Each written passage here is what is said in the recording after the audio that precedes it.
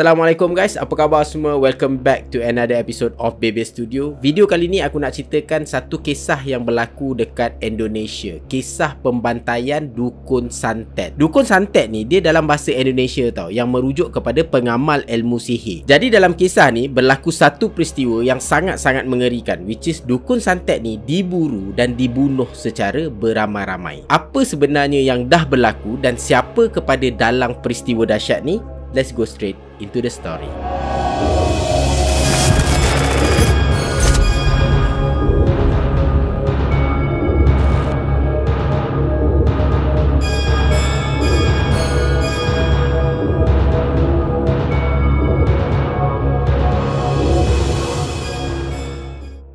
Ada satu tempat ni guys dekat Jawa Timur Indonesia yang dipanggil sebagai Banyuwangi. Menurut orang Indonesia sendiri, penduduk Banyuwangi ni memang terkenal dengan kepakaran diorang dalam ilmu-ilmu mistik, ilmu-ilmu hitam. Bukan semua orang dekat sana yang pakar pasal ilmu-ilmu hitam ataupun ilmu-ilmu mistik ni, tapi ramai orang Indonesia yang aku jumpa, diorang ni mengesahkan benda ni. Maksudnya Banyuwangi tu bukan tempat yang sebarang yang kau boleh pergi dan buat benda bukan-bukan. Tak boleh. Sama juga apa yang berlaku dekat Eropah satu ketika dulu, yang mana penduduk Eropah sangat-sangat takut pada ahli sihir. Sebabnya ahli sihir ni dia ada power. Diorang boleh buat apa sahaja yang diorang nak dengan bantuan daripada makhluk halus. Dan kita manusia biasa ni memang susah gila nak lawan balik dengan ahli-ahli sihir ni. Dan akhirnya pada zaman pertengahan Eropah, disebabkan orang awam ni takut sangat-sangat dekat ahli sihir, diorang ni pun buat satu gerakan untuk bunuh ke semua ahli sihir yang ada dekat Eropah pada masa tu. Benda yang sama berlaku dekat Banyuwangi, Indonesia sekitar tahun 1998. Tak tahu daripada mana semua benda ni start, tapi pada masa tu ada satu ideologi yang tersebar dekat area Banyuwangi pasal bahayanya pengamal ilmu sihir ataupun lebih dikenali sebagai Dukun Santet. Disebabkan ideologi ini, muncul satu gerakan kecil untuk menghapuskan dukun-dukun santet yang ada dekat kawasan situ. Peristiwa ni bermula pada Februari 1998. Orang-orang yang ada dalam gerakan ni, dia akan pergi ke rumah dukun santet atau sesiapa sahaja yang diduga sebagai pengamal ilmu hitam. Diorang akan mark rumah tu, tanda rumah tu, dan kemudian dukun-dukun ni akan dibunuh. Dukun santet yang mati masa peristiwa ni berlaku tak ramai sangat, lebih kurang dalam 9 orang sahaja. Tapi kekecohan yang berlaku ni cukup untuk buat Presiden Soeharto mengarahkan pihak berkuasa untuk turun ke Banyuwangi dan tenangkan keadaan dekat sana. Akhirnya tindakan pantas daripada Presiden Soeharto dapat menyelamatkan keadaan guys.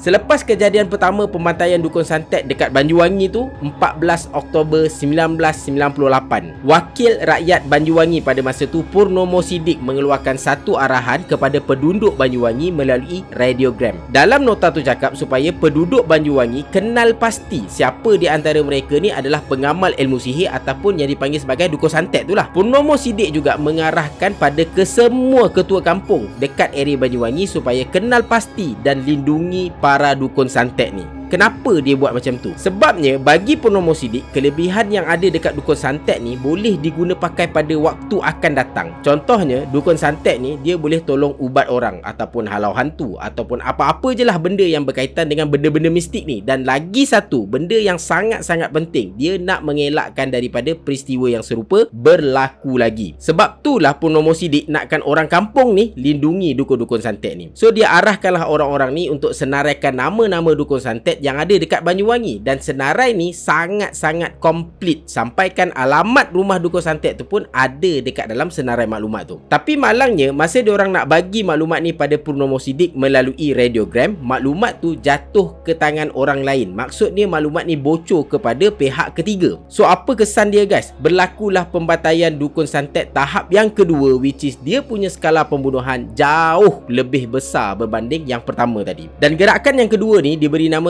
sebagai gerakan anti tenung ataupun gantung. Korang bayangkan gerakan anti tenung ni ataupun gantung ni ada maklumat yang sangat-sangat komplit pasal dukun santet yang ada dekat area Banyuwangi tu. So sangat-sangat mudah untuk diorang jalankan agenda pembunuhan dan juga pembantaian. Jumlah orang dalam grup gantung ni pun jauh lebih besar daripada gerakan yang pertama tadi. Sampaikan grup gantung ni dia jalankan misi diorang dalam keadaan terbuka. Dan diorang juga datang ke kampung-kampung untuk kutip dukun-dukun santet ni pakai truk. truk askar yang besar tu. Disebabkan oleh benda ni, orang kampung percaya yang grup gantung ni sebenarnya menjalankan misi atas arahan daripada pemerintah. Dan of course, bila orang kampung tahu diorang ni adalah datang daripada pemerintah, diorang bagi kerjasama. Gila-gila babi punya.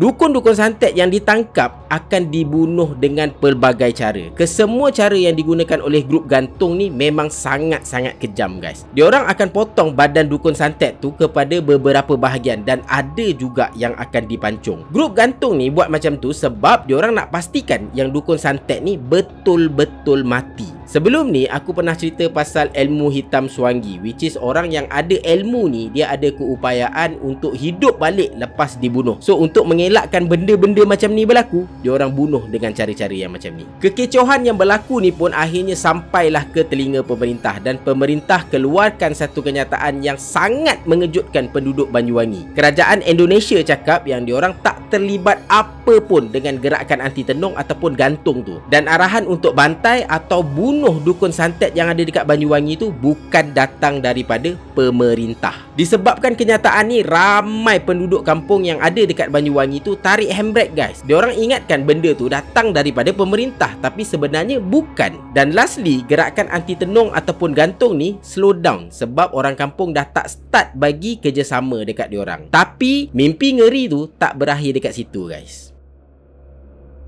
Secara tiba-tiba muncul satu gerakan baru yang dipanggil sebagai ninja untuk meneruskan misi pembantaian dukun santet dekat Banyuwangi. Cara kerja yang dilakukan oleh ninja ni sangat-sangat profesional. Seolah-olah diorang ni memang dah biasa sangat-sangat bunuh orang. Diorang ni akan start bunuh pada waktu malam sahaja, pagi tak ada. Dan sosok ninja ni digambarkan betul-betul macam mana ninja yang ada dekat Jepun tu. Sebab itulah diorang panggil gerakan ini sebagai gerakan ninja. Bila ninja ni buat kerja, dekat sinilah bermulanya konflik yang sangat-sangat dahsyat. Pada awalnya, target ninja ni adalah dukun santet sahaja, tak lebih dari tu. Tapi orang kampung pelik sebab yang dibunuh tu bukan dukun santet je. Ulama, kiai, cikgu mengaji, bilal masjid, imam ataupun sesiapa sahaja yang pandai bab-bab agama ni turut menjadi mangsa kepada pembunuhan tersebut. Masa ni, jangan cakap guys, sangat huru-hara dekat Banyuwangi. Orang kampung berusaha untuk protect orang-orang ni sampaikan diorang berkawal sepanjang malam dekat rumah ulama ataupun kiai ataupun guru ngaji tu. Tapi end up golongan ni tetap berjaya dibunuh oleh para ninja tu. Ninja tu dia akan bunuh macam ni tau. Mula-mula dia akan putuskan bekalan elektrik dekat kawasan kampung tu dulu, kemudian dia akan masuk ke dalam rumah target dia dan lepas tu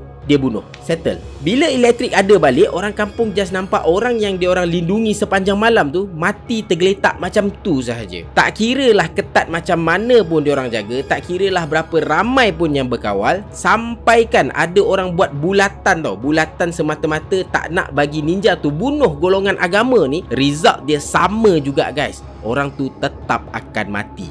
Maksudnya dekat sini, ninja tu tak pernah gagal walaupun dalam satu misi pun. Dahsyat tak dahsyat lah benda ni. Yang menjadi misterinya, kenapa golongan ilmuwan agama macam imam, bilal, guru mengaji, kiai, tok guru menjadi sasaran mereka. Sedangkan pada awalnya sasaran mereka hanyalah dukun santet sahaja. Sampai ke hari ini tak ada seorang pun yang boleh jawab persoalan tu. Sebabnya tak ada pengakuan daripada mana-mana pihak yang cakap saya yang bertanggungjawab atas kesemua benda-benda gila ni. Akhirnya kerajaan Indonesia masuk campur dalam kes Banyuwangi ni. Pihak berkuasa turun and try untuk meredakan keadaan. Alhamdulillah usaha daripada pihak kerajaan tu berhasil. Sedikit demi sedikit kejadian pembunuhan tu reda dan ada beberapa orang yang ditangkap sebab dipercayai sebagai dalang kepada peristiwa pembantaian dukun santet tu. Tapi macam aku cakap tadi, benda ni still lagi misteri sebab tak ada laporan spesifik bagi tahu siapa sebenarnya dan kenapa dia buat macam tu.